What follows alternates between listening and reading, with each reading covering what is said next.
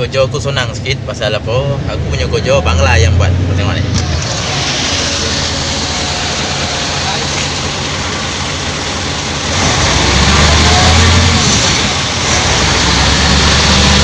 Basah konkritnya, suka-suka dia orang yang letak air. Kau kalau nak masuk air bagi tahu aku dulu. Aduh, masalah betul. Tu Bangla yang buat tu controller tu sepatut kerja aku yang keluarkan konkrit tu kan. Tapi dia nak baik, biarlah dia baik kan. Konkrit tak boleh basah. Kalau basah pun nanti konkrit tu jadi tak kuat. Tapi tak apalah, dia orang pun buat kaki lima ya untuk basikal lalu. So tak ada masalah lah kan. Bukan proyek benar basikal ni. So anyway, 5 perkara yang kau video nanti. So 5 perkara yang korang perlu tahu sebelum kau nak masuk dalam dunia lori. Baik, cakap yang pertama. Okay. Modal. Okey, modal untuk dapatkan lesen lori ni bukan yang kecil anak punya modal. Bukan 200, 300, 400 tak. Modal untuk dapatkan lesen lori ni agak keras sedikit.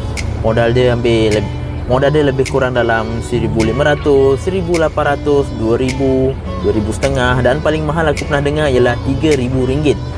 So dulu lesen lori ni murah.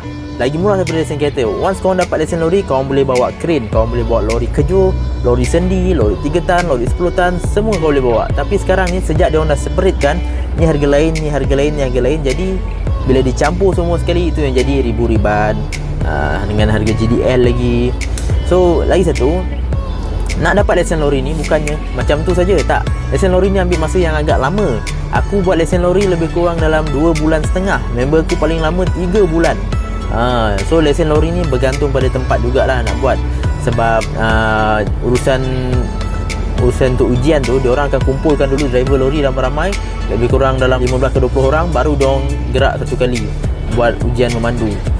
So sebab tu lah dia lambat, bergantung pada kawasan. Nombor 2. Masa. Okey, masa ni terbagi kepada 2 perkara. Yang pertama sekali ialah masa kerja. Dulu korang bekerja sama 8 jam, 10 jam dan paling lama 12 jam. Tapi apabila korang masuk dalam dunia lori ni kan, boleh jadi 12 jam itu adalah masa paling singkat sepanjang korang bekerja. Aku paling lama bekerja 36 jam tanpa tidur. Member aku bawa tanker simen. Dia bekerja selama 3 hari tanpa tidur. Makan minum ada lah, rehat pun ada, tapi tanpa tidur. Okey, masa yang kedua pula yang aku nak titik beratkan sekali ialah masa bersama family kita. Ini sangat penting, terutama kepada mereka-mereka yang baru saja berkahwin dan baru saja dapat anak kecil. Jadi benda ni agak sukar untuk mereka. Pasal apa? Bila korang kerja lori ni kan, korang balik tak menentu.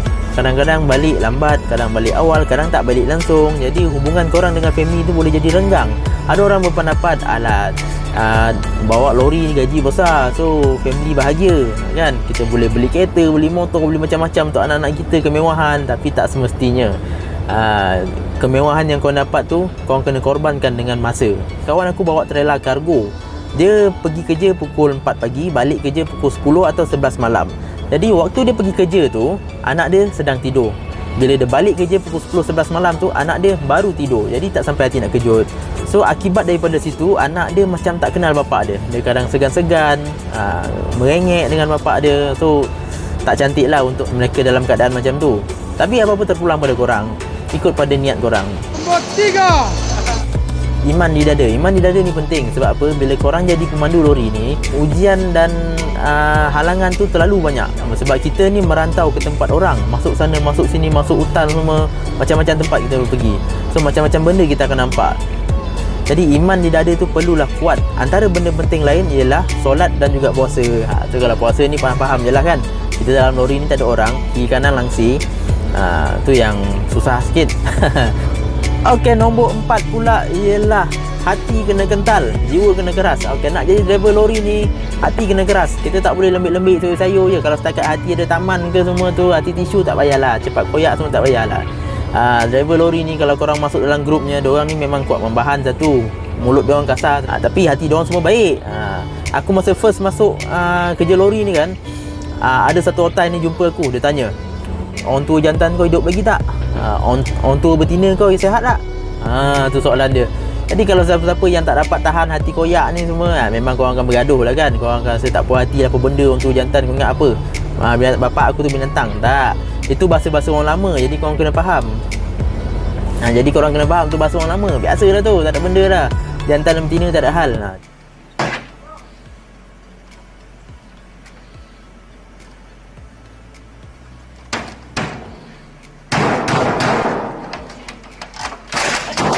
Okay, nombor 5, perkara yang paling penting korang kena ingat sebelum korang nak masuk dalam dunia lori ni ialah risiko sebagai pemandu lori.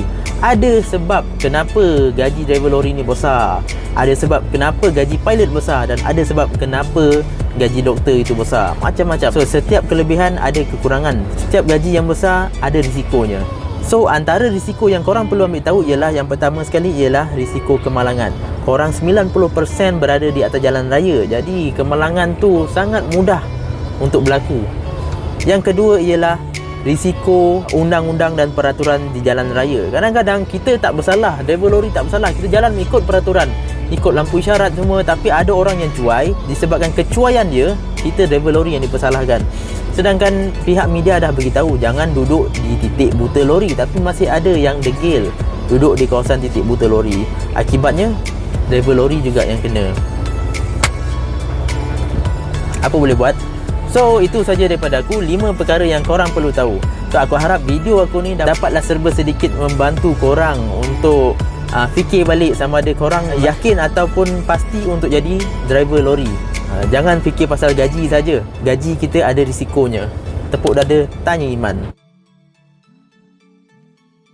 Tepuk dada, tanya selera. Okay? So kalau korang enjoy dengan video ni, klik butang like. Dan kalau korang rasa video ni bermanfaat, share kepada kawan-kawan yang lain. Dan kalau korang ada benda yang nak ditokok tambah, boleh tambah di ruang komen di bawah. Dan jangan lupa subscribe. Ciao.